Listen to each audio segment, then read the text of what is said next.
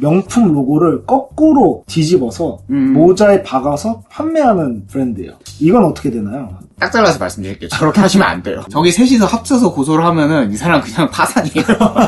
목숨을 담보로 하는 행위다. 안녕하십니까. 패션에서 인들입니다. 오늘은 상표권, 디자인 저작권 이런 거에 대한 이야기를 좀 해보고 싶어서 제가 이제 변리사분을 초대했습니다. 한번 소개 부탁드립니다. 네, 안녕하십니까. 윤대리님은 21기이고 저는 12기이고요. 12기 광수로 출연했던 이희수 변리사라고 합니다. 반갑습니다. 아, 감사합니다. 오늘 또 이렇게 도움 주러 오시고 이 패션 쪽에 관련해서 뭔가 이 디자인 저작권, 상표권 이런 거에 대해서 사람들이 좀 궁금한 것도 많고 되게 애매하잖아요. 창작의 영역이라서. 그래서 항상 뭔가 토론거리고, 저도 이제 라이브 방송을 열심히 할 때는 맨날 사람들이 막 고발해요, 저한테. 맨날 이제 하는 말이, 아, 내가 대법원관이 아니다. 내가 법관이 아니다. 그 법정 다툼이 엄청 긴 문제인데 내가 이게 카피가 아니다. 이걸 말해줄 수도 없고, 그러다 보니까 저도 뭔가 이제 좀 친한 브랜드 이런 데 편들게 되고, 안 친한 브랜드는 또 약간 엄격하게 대하게 되고, 막 이렇게 되더라고요. 오늘은 제가 예시도 좀 많이 갖고 왔고, 또 말이 나올까봐 저랑 친한 브랜드 것도 갖고 오고. 아, 그래요? 저랑 안 친한 브랜드도 다 갖고 왔어요. 아, 공정하게 모두 까기를 하겠다? 그죠. 이제 희수님이 보시기에, 변리사로서 보기에 이게 어떤 문제가 있는지 냉정하게. 법이라는 게 있잖아요. 대한민국과 세상에는. 네, 맞습니다. 네. 일단은 제가 아까 말했듯이 디자인 카피와 상표권 도용 이런 거에 대해서 좀 사람들이 엄청 헷갈려하는 것 같아요. 본질적으로 동일한 부분을 먼저 설명을 드리고 차이를 설명드리는 게 좀 더 맞는 것 같아요. 기본적으로 카피건 도용이건 내가 상표권이 없는데 남의 상표권을 가져가서 쓴다. 디자인권이 없는데 디자인권을 가져가서 쓴다. 요 개념이 동일하다. 그러면 차이는 무엇이냐? 도용이나 카피하는 대상이 다른 거죠. 상표를 도용하느냐 디자인을 도용하느냐 요 차이가 있는데 그건 기본적으로 등록된 권리가 뭐냐로 이제 차이가 발생을 합니다. 상표권 도용은 로고나 네. 그 상표, 그러니까 브랜드 네이밍 네. 이런 거를 도용한 거고, 디자인 도용이나 디자인 카피는 그 디자인 저작권. 그렇죠. 이게 이제 월마트에서 나온 워킹백이라는 거예요. 이게 에르메스의 1,300만 원짜리 가장 여자들이 좋아하고 사람들이 좋아하는 버킨백이라는 건데, 월마트는 이걸 이제 레더 핸드 펄스 폴 우먼이라고만 이제 해놓고 워킹백이라는 이름으로 부르진 않아요. 사람들이 부르는 거예요. 근데 이게 도용이나 카피의 영역이 사실 좀 모호해요. 그죠. 그 기사에도 나와 있더라고요.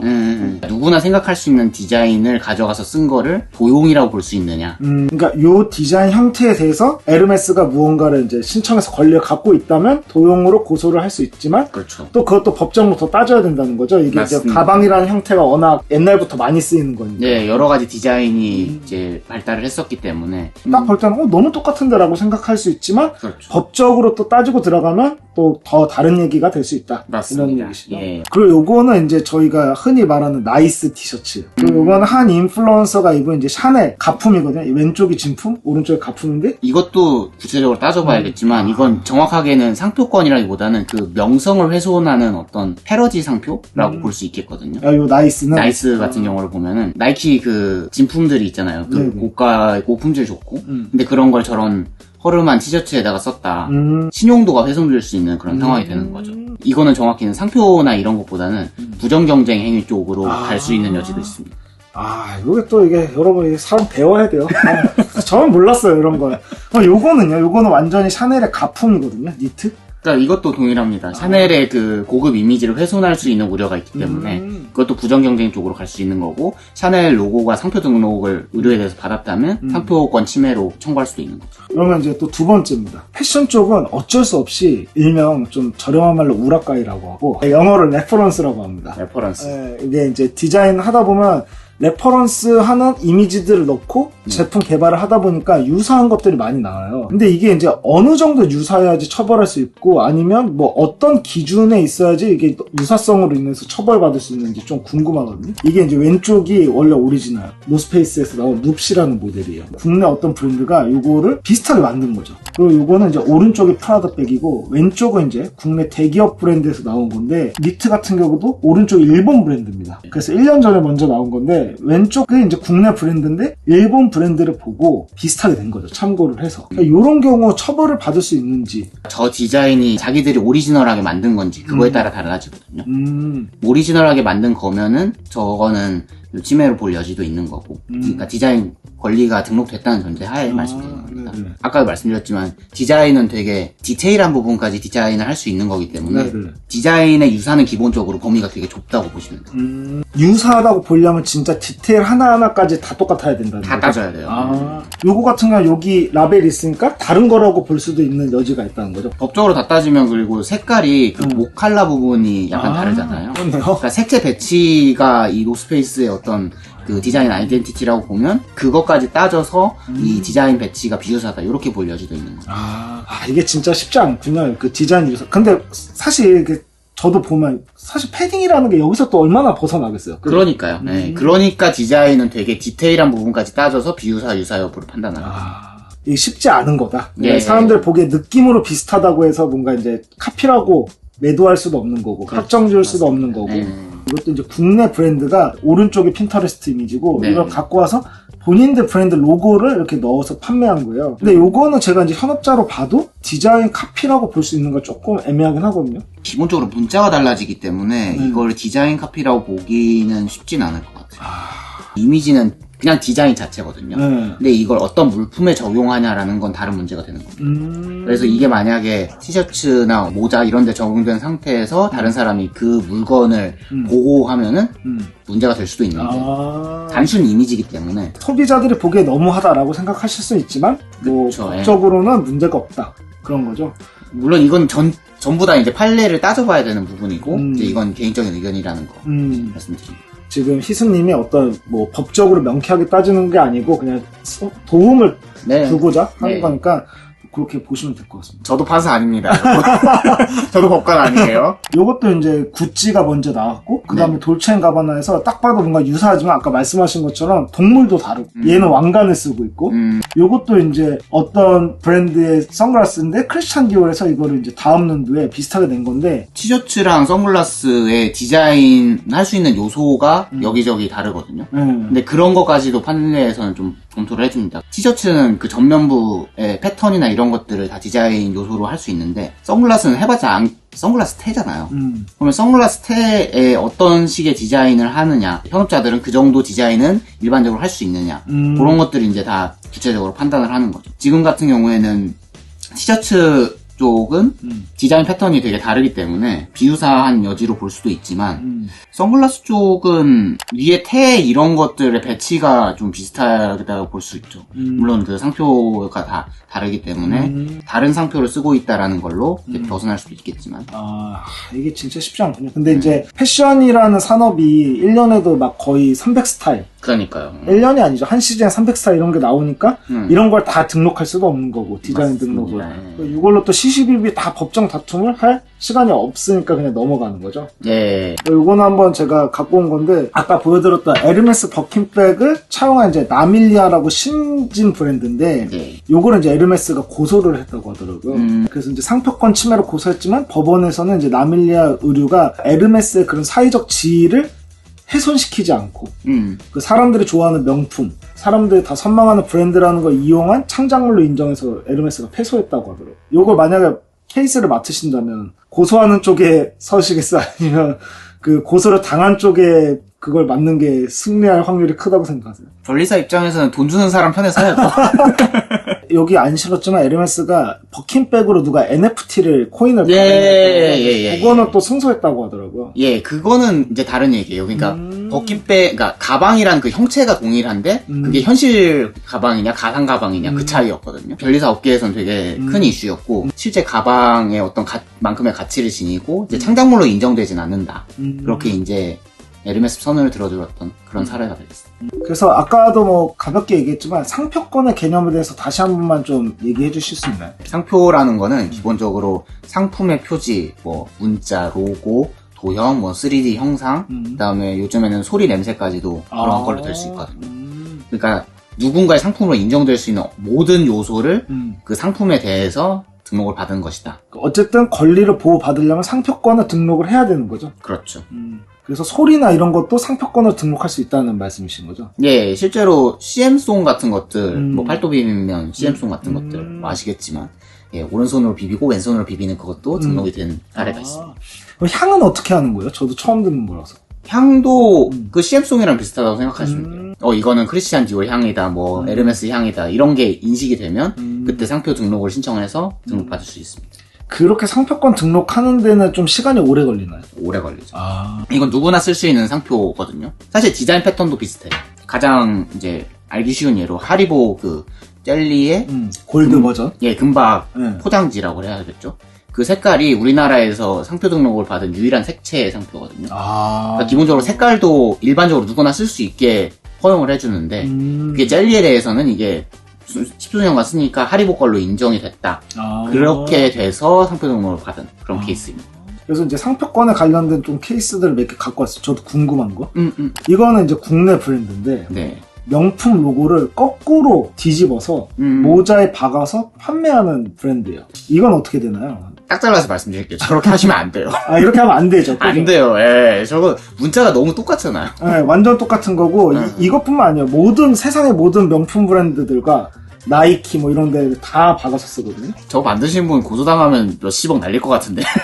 그래서 이 브랜드가 요즘 어떻게 플레이를 하냐면 그 브랜드 사이트를 닫고 이거를 내가 중고로 판매한다 이런 식으로 하더라고요. 너무 꼼수다.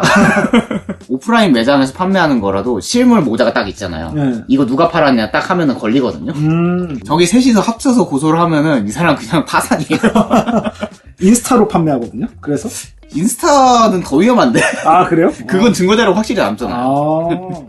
누가 봐도 이거는 불법이고 이거는 명확히 엄청 위험한 행위죠. 네, 목숨을 담보로 하는 행위다. 그래서 이거를 쓰고 다니는 분들도 좀 약간 제가 볼 땐 양심이 없다고 생각하거든요. 제가 그래서 이런 거 보여드리려고 자료 안 보여드리는 거예요. 이런 식으로 쓴다고요? 좀 기가 차죠, 이런 거는. 상표의 시옷자도 모르는 어떤 행위가 아닌가. 그리고 이거는 이제 국내 브랜드인데 이게 이제 이 브랜드 명인가 봐요. 엔낙. 뉴욕 양키즈에다가 이제 자기 브랜드 A를 넣고 맥도날드 상표에다가 이제 A를 이렇게 넣은 건데 요것도 좀 위험한가요? 이건 저도 아리까리 해가지고. 제 생각에는 저것도 좀 위험할 수 있습니다. 왜냐면 가로 줄이 붙여졌다고 해서 맥도날드가 연상이 안 되느냐, 뉴욕 양키스가 연상이 안 되느냐, 그건 다른 문제거든요. 근데 줄과 관계없이 맥도날드가 기본적으로 연상이 되고 뉴욕 양키스가 연상이 되기 때문에 로고 유사성이 인정될 여지도 있습니다. 그리고 요거는 이제 마르디라고 국내 되게 유명한 브랜드인데 메르시라고 이제 이름 바꿔가지고 이 꽃 프린트랑 요거를 냈어요. 이런 경우는 어떻게 되나요? 문자만 놓고 봤을 때는 유사하지 않다고 볼 가능성이 좀 더 높아요. 마르디랑 메르시라고 비교하면 첫 글자 마랑 메가 다르고 세 번째 글자 D랑 C가 또 다르기 때문에 들리는 감각이 달라지거든요. 문자 유사도도 이제 좁게 보다 보니까 첫 글자가 다르면은 이제 비교적으로 유사하지 않다고 볼 가능성이 높아요. 근데 저 꽃 패턴이랑 결합이 된 상태로 상표 등록을 했다고 하면은 저 꽃 패턴의 유사도는 또 다시 따져봐야 되는 거예요. 보니까 이게 다른 브랜드인데 이 마르디 거를 이용해서 메르시라고만 이름을 바꾼 것 같아요. 메르시라는 브랜드도 아니고. 제가 알기로는 마르디 이 프린트가 엄청 잘 팔려가지고 이 프린트 자체를 다 상표권 등록을 해놓은 걸로 알고 있거든요. 그래요? 그럼 이거 이제 법적으로 가면 좀 불리할 수 있다는 말씀이신 거죠? 문자 쪽으로는 마르디가 불리한데 그러면 이제 마르디 쪽 대리인이라고 제가 생각을 했을 때 저 꽃 패턴에 좀 더 집중을 하겠죠. 메르시로는 좀 걸고 넘어지긴 힘들다. 네. 하지만 꽃은 좀 걸고 넘어지면 약간 이길 수 있는 확률이 크다. 네. 그리고 이거는 어떤 브랜드가 전혀 이 롤렉스랑 상관없이 본인 브랜드 티셔츠를 사면 엑스레이로 찍은 엑스레이요? 네. 롤렉스 상표가 들어가 있는 이 팜플렛을 줬어요. 요거는 어떻게 되나요? 롤렉스 이미지를 훼손한 것도 있고 그래서 상표적으로든 부정경쟁 행위로든 이제 걸고 넘어질 수 있는 여지가 있는. 요거는 이제 일본의 웨어하우스라는 브랜드인데 원래는 여기 이제 빨간색 탭이 있었고 갈매기 모양 스티치가 있었어요. 네. 근데 리바이스에서 고소를 해가지고 요거를 다 자르고 이 갈매기 스티치를 다 뜯어서 다시 물건을 팔았거든요. 보니까 이 갈매기 스티치가 상표권 등록이 돼 있더라고요. 네, 리바이스가 아마 저 빨간 탭도 그렇고 갈매기 스티치 돼 있는 것도 그렇고 다 상표 등록이 돼서 상표 침해로 인정을 받은 케이스가 되겠습니다. 그냥 이거 궁금해서 그런데 그러면 이 빨간 탭이라는 게 사실 또 되게 많이 쓰이는 거잖아요. 네. 요거를 청바지에 쓸 때만 문제가 되는 건가? 아니면 옷 어디에 써도 다 리바이스가 걸고 넘어질 수 있는 건가? 바지랑 뭐 티셔츠랑 이런 건 다 기본적으로 같은 의류에 속한다고 보거든요. 그래서 저걸 만약에 뭐 티셔츠나 뭐 와이셔츠 같은 데 썼다고 해도 걸고 넘어질 수 있는 여지가 있습니다. 그래서 빨간색 탭은 좀 함부로 쓰면 안 된다. 네, 갈매기 스티치요. 갈매기 스티치. 그래서 요런 것도 다 상표권이 될 수 있다. 맞습니다. 리바이스라는 이름만이 상표권은 아니다. 네. 그리고 요거는 이제 아까 에르메스의 앵커 체인이라고 여기 부분이 있거든요. 요게 상표권이 인정을 받았다고 하더라고요. 요런 것도 아까 갈매기 스티치처럼 상표권이 오래 사용되고 자주 보여주고 광고로서 자주 보여주면 상표권이 될 수 있다. 이거죠. 디자인 패턴을 상표 등록을 받는 이유를 일단 알아야 되는데 상표는 기본적으로 갱신을 하고 그 권리를 계속해서 영구적으로 가질 수 있어요. 갱신만 계속 할 수 있으면. 디자인은 근데 우리나라 기준으로 20년이면 끝이거든요. 그러니까 유한한 권리를 가지고 싶냐, 무한한 권리를 가지고 싶냐, 요 차이인 거예요. 그래서 에르메스가 저 상표 등록을 받았다는 얘기는 저 앵커 체인은 우리만 쓸 거야, 누구도 쓰지 마, 라는 영구적인 권리를 확보하기 위한 조치가 되겠고요. 저 앵커 체인은 디자인 패턴이 아까 말씀드렸지만 상표적으로 인정이 되면은 그냥 상표 등록이 된다고 그랬잖아요. 근데 그게 사용하지 않고도 그 디자인 자체, 그러니까 로고 자체? 그런 거에 상표적 특징이 있으면 상표로 바로 등록을 할 수 있습니다. 그렇기 때문에 저 앵커 체인도 저런 비슷한 도형이 없었고 저 도형이 디자인으로만 인식되지 않고 상표적 기능도 한다, 상표로 인정이 된다, 이렇게 특허청이 판단을 했기 때문에 상표 등록을 해준 걸로 그렇게 볼 수 있겠습니다. 패션 쪽에는 패러디 또는 부틀렉이라는 이름으로 유명 브랜드의 로고나 이런 것들 약간 변형해서 사용하는 것들이 옛날부터 많이 사용됐거든요. 그래서 이게 불법이냐 아니냐로 또 항상 패션 유튜브가 뜨거워요. 부틀렉은 처음 들어보는데. 이게 약간 힙합 문화인데 부츠 안에다가 이제 뭐 마약이나 이런 걸 숨기는 거에서 이제 나온 단어예요. 그래서 우리가 불법인 건 알지만 우리는 힙합 정신은 그냥 이걸 쓴다. 슈프림 이런 브랜드가 뭐 그냥 불법인 거 알지만 뭐 유명 모델 이미지에다 그냥 자기 티셔츠에 박아서 팔아버린다던가.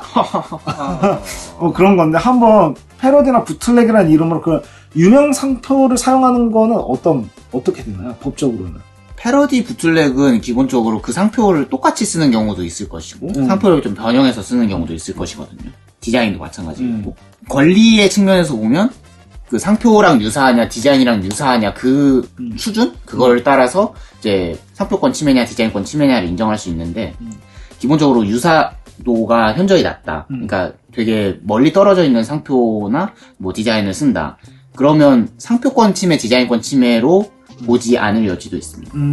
패러디냐 부틀렉이냐 여지보다는 상표가 얼마나 유사하느냐 이게 더 중요하다는 거죠. 그렇죠. 이게 생각보다 많은 기사에는 뭔가 의도가 뭐 베끼려는 의도가 아니다 막 이런 식의 법원 판결이 나왔다는데 그거보다는 좀 더 유사성이 더 중요하다는 거죠. 그러니까 상표 디자인적으로 보면은 유사성을 기본적으로 그러니까 유사하냐 뭐 비유사하냐 요걸 이제 판단하는데 거기에 도움을 주는 요소가 이게 베낄 여지가 있느냐 없느냐인 거고요.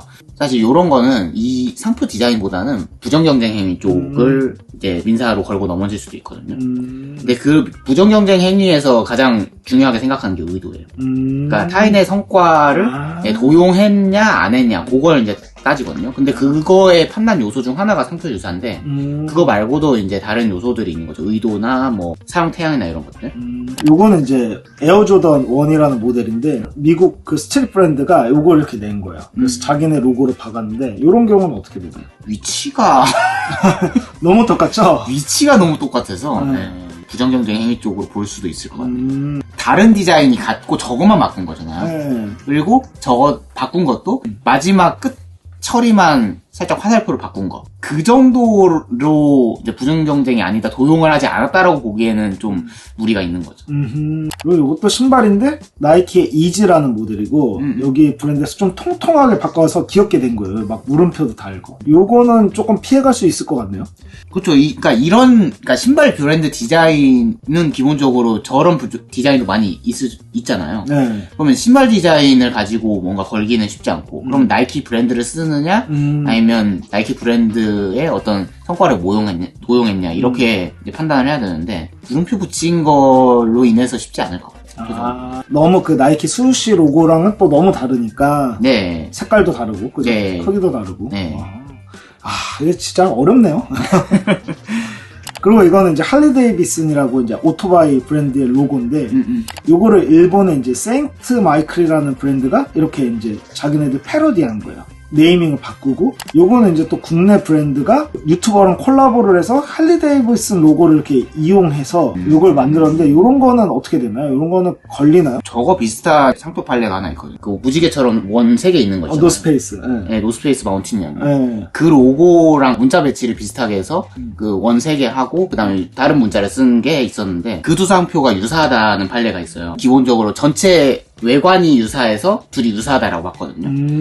그러니까 그런 판례들을 기초로 보면 할리 데이비슨 로고랑 전체적으로 그 도형이 유사하기 때문에 문자의 호칭 가지고 유사도를 이제 판단한다고 했지만, 기본적으로 로고 형태로 결합이 돼 있으면 그 로고의 도형 외관의 유사도 이제 많이 보거든요. 그 도형은 외관의 유사도가 인정될 수 있는 여지가 있습니다. 그리고 이거는 이제 트래셔라는 브랜드의 그래픽이고, 이거는 이제 라스테츠라는 국내 브랜드가 비슷하게 만든 건데, 요것도 이제 뭔가 패러디 느낌으로 나온 건데, 요거는 어떻게 보시나요? 그 심장이랑 그 위에 횃불 모양 도형이 비슷해서 저것도 도형으로 걸면은 유사하다고 볼 수 있을 것 같아요. 존경하는 마음으로 우리가 패러디를 했다 이러면 거기선 좀 빠질 수 있나요? 그러니까 내심의 의사를 판단해주진 않거든요. 기본적으로 게임 캐릭터 중에 그 킹오파 2001? 혹시 아십니까? 알죠. 거기에 캐릭터 중에 하나가 옛날 일본 애니 중에 테츠오라는 캐릭터를 오마주했다 이런 게 있었는데, 그 테츠오에서 그런 거 상관없으니까 너네 캐릭터 바꿔라 이렇게 했다고 알고 있거든요. 그래서 그 캐릭터가 2001 버전이랑 2002 버전 이후에는 사라진 걸로. 그때 요 두 브랜드의 팬들이 서로를 이제 막 해서 제가 라이브를 한 적이 있었거든요. 저도 법적 지식은 없지만 나쁜 패러디, 좋은 패러디는 없다. 법적으로는 둘 다 걸릴 수 있다. 이 얘기는 했는데 제가 틀린 말을 한 건 아니네요. 네, 맞습니다. 그리고 이거는 이제 스투시라는 브랜드에서 엄청 옛날에 나왔던 인형 티셔츠고, 이것도 이제 라스테츠라는 브랜드에서 이거에 대한 존경심을 담아서, 이게 한 80년대 나오고 그도 쭉 안 나왔었거든요. 그래서 이거를 이제 다시 만든 거예요. 근데 여기 보시면 상표가 좀 달라요. 이건 라스테츠라고 써있고 여기 스투시라고 써있는 거고, 인형 이미지는 거의 유사하거든요. 이건 어떻게 보시나요? 그러니까 저것도 스투시 마음인 거예요. 그러니까 너네 오마주 감사하다 이러면 끝인 거고, 오마주 관계없으니까 너네 그런 식으로 너네 상표를 쓰지 마라 라고 이제 민사소송이나 형사소송을 걸면 스투시가 승소할 가능성도 있는 거죠. 그리고 이것도 이제 꼼데스 퍽다운이라는 브랜드인데 지금 없어졌어요. 이건 이제 꼼데가르송을 이제 오마주한 거거든요. 저거는 위험해요. 그러니까 왜죠? 단어가 퍽다운으로 바뀌었기 때문에 저건 되게 비하하는 단어잖아요. 그러니까 저런 단어는 아무리 꼼데가르송이 관대하다 그래도 저런 단어까지 허용할 것 같지는 않아 보여요. 그래서 이 브랜드가 없어진 건 약간 그런 법적 위험 때문에 없어졌을 수도 있겠네요. 그리고 윤리적인 그 요소도 있겠죠. 뻑다운이라는 단어가 되게 저급한 단어이니까. 그 영식님 인스타 아이디 이름이 꼼데 핑크더라고요. 네, 맞아요. 그러니까 그런 거 정도는 꼼데가르송이 귀엽네 하고 넘어갈 수 있는 거예요. 근데 뻑다운은 너무 그리고 이거는 이제 차이나 마켓이라는 브랜드에서 컨버스에다가 나이키 수시를 찍고 자기네 시그니처인 스마일을 찍은 건데, 패러디라는 이름으로 나온 거거든요. 저렇게 세트가 돼서 그 신발을 파는 건가요? 그죠, 중국이 짝퉁을 그런 식으로 만드는 줄 몰랐네. 그래요. 안 됩니다. 안 됩니다. 그리고 이거는 이제 핸더스킴이라는 브랜드인데, 그 되게 시그니처하고 아이코닉한 신발들을 자기네들 이런 태닝이 되는 가죽으로 만들거든요. 그래서 이제 자기네들 오마주라는 이름을 써요. 요거는 어떻게 되나? 근데 상표는 안 쓰거든요, 또? 나이키나 뭐, 팀버랜드의 심볼은 다 없어요. 아까도 말씀드렸지만 오마주고 자시고 너네 그냥 쓰지 마 이렇게 걸 수도 있는데 지금 상표를 안 쓰고 있기 때문에 신발 디자인이 저기서 많이 벗어날 수 있느냐 뭐 아니면 디자인 등록이 돼 있는 거랑 유사하느냐 이런 걸로 이제 판단이 되겠습니다. 그래서 뭔가 이런 디자인 얘기 나올 때 항상 그 디자인 도식이 기사에 나오는군요. 그렇죠. 그래서 만약에 패션 사업을 하실 분들 중에 내가 이건 진짜 20년 30년 갈 디자인이다 하는 거는 그냥 디자인 저작권을 등록을 해놓는 게 좋겠네요. 그러니까 저작권이랑 디자인권을 좀 구분을 해줘야 또 다르구나. 간단히 설명드리면 저작권은 만든 즉시 발생합니다. 등록할 필요는 없지만 등록을 해놓으면 그 만들어졌다는 거를 입증해주는 거기 때문에 훨씬 좀 편하게 저작권을 행사할 수 있게 되어 있는 거고, 근데 디자인권은 저작권이랑 다르게 어떤 물품에 대해서 이 디자인에 대한 권리를 내가 행사하겠다라는 거고, 그거는 20년인데 저작권은 70년입니다. 이것도 패션 쪽에서 많이 사용하는 플레이인데, 유명 로고나 상표가 있는 브랜드과 옛날 제품을 사는 거예요. 그거를 그래서 뜯어요. 그래서 형태를 다르게 만드는데, 문제는 원래 그 상품을 갖고 있었던 상표까지 네. 사용하는 경우가 있거든요. 그래서 여기 보시면 롤렉스 빈티지를 사서 여기 밑에다가 자기 브랜드 로고를 찍은 거예요. 그래서 이걸 판매한 거고 요거는 이제 크로마츠라는 브랜드인데 여기는 로고를 사용하진 않았지만 어쨌든 롤렉스 이 빈티지를 사서 이 체인을 자기네 제품으로 바꾼 거예요. 그래서 요거를 판매하는데 롤렉스 로고를 그대로 남겨놓고 판매하거든요. 요거는 어떻게 되나요? 그러니까 저 상품을 리폼이나 리메이드를 한 게 단순한 수선이냐 새로운 물건을 만든 거냐 그거에 따라서 달라지거든요. 네네. 그래서 지금 왼쪽은 보면 자기 로고를 붙였기 때문에 이건 새로운 상품을 만든 걸로 볼 여지도 있고요. 오른쪽은 체인을 바꿨기 때문에 상품의 체인 형태가 달라짐으로 인해서 그런 그 체인이 결합된 상품이 새로 만들어졌다 이렇게 볼 수 있는 거죠. 그러면 둘 다 상품을 새로 만들었다는 얘기는 권리를 새로 만들려고 하는 그 시도였다라고 볼 수 있는 거고 그 물건은 그 롤렉스가 기존에 판매한 제품이랑은 다른 새로운 상품이 된 거예요. 그러면 롤렉스 입장에서는 새로운 상품을 롤렉스 이름으로 쓰는 거니까 상표권 침해로 볼 수도 있는 거죠. 상표권 침해로 볼 수 있는 거죠? 그렇죠. 롤렉스 입장에서 말씀드리면 롤렉스는 시계를 팔았기 때문에 이 파는 행위로 인해서 그리고 소비자가 구매하는 행위로 인해서 상표권에 걸린 소진이 된 거예요. 없어진 거예요. 그러면 롤렉스는 더 이상 그 판매되는 상품에 대한 권리를 행사하지 못합니다. 이 사람이 뭐 그거를 뭐 삶아 먹든 비벼 먹든 다른 사람한테 팔든. 근데 이 사람이 그 상품을 새로 만든 거예요. 그 롤렉스 시계를 새로 만들어서 자기들이 롤렉스가 파는 것처럼 판다.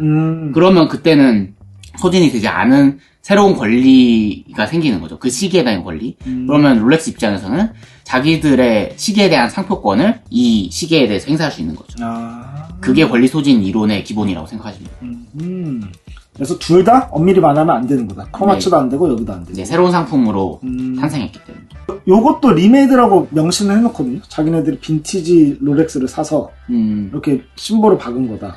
그러니까 요게 상표권 침해 문제로 가느냐 부정경쟁 행위로 가느냐 이거에 따라서 달라져요.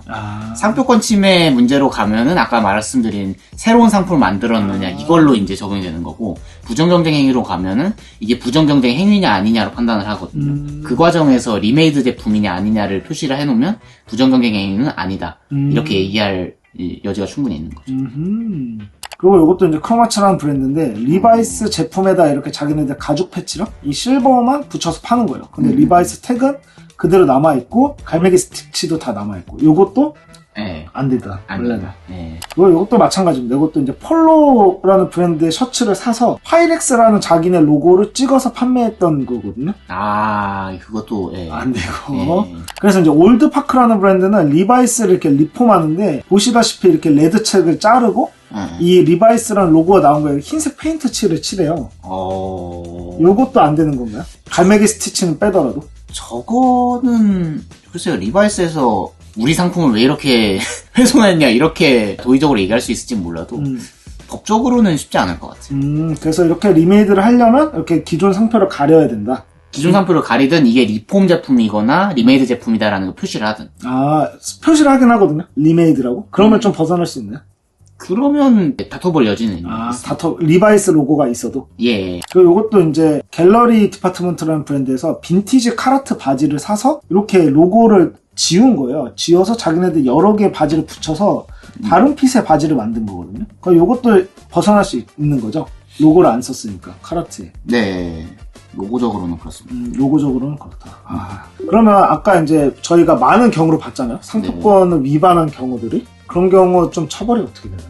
상표법 230조에 처벌 규정이 있는데 7년 이하의 징역 또는 1억 원 이하의 벌금입니다. 그리고 상표권 침해는 다른 일반 지식재산권 침해랑은 다르게 권리자가 신고를 하거나 공소를 제기하지 않아도 법원에서 알아서 공소를 제기해요.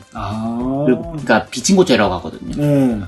권리자가 그 고소를 제기하지 않아도 그 국가에서 알아서 형량을 매깁니다. 그러니까 디자인은 이제 친고죄라 그래서 그 권리자가 공소를 제기한 경우에만 처벌이 되거든요.